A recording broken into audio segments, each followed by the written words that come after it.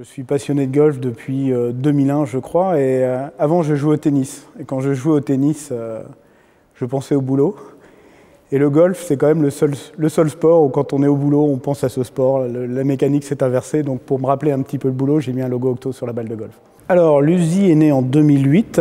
Je me suis dit, mais et si on faisait une conférence où les gens n'aient pas envie de faire leur mail pendant la conférence? Donc j'ai regardé un petit peu le marché des conférences IT, et finalement il y avait deux types de conférences. Il y avait des conférences très tech, et puis des conférences pour les boss. Donc ma conviction, c'est que les équipes qui produisent les meilleurs résultats sont les équipes qui sont alignées sur un objectif, et les équipes où le manager ou le boss partage ses objectifs avec ses équipes. Donc pour moi, ça s'est imposé comme une évidence de faire une conférence qui allait réunir à la fois les geeks et les boss. Une de mes craintes au début en créant l'USI était de me demander comment on allait réussir à se renouveler.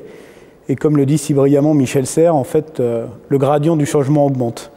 Et donc, quand je me reprojette aujourd'hui sur le programme qu'on avait en 2008, on commençait à parler d'agilité, mais je pense qu'on était parmi les premiers en France à le faire.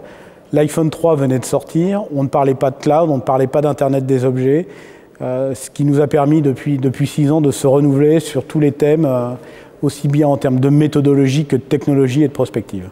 En termes de société, on a les sociétés qui raisonnent et qui voient l'IT comme un centre de coût.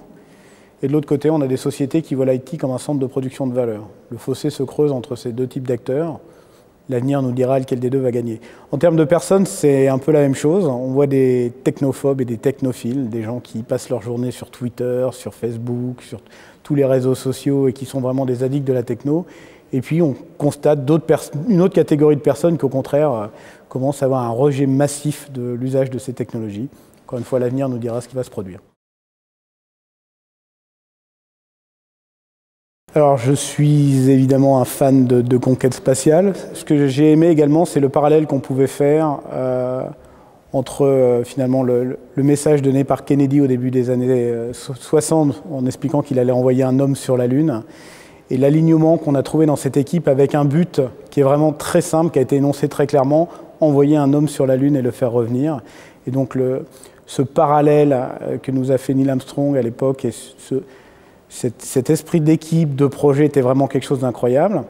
Et puis avec Jim Lovell, évidemment, c'est la crise, c'est comment gérer finalement une aventure qui se passe mal et une expérience de gestion de crise unique au monde, qui fait finalement pour la NASA, qui transforme un échec en succès à la fin. Je trouve ça merveilleux.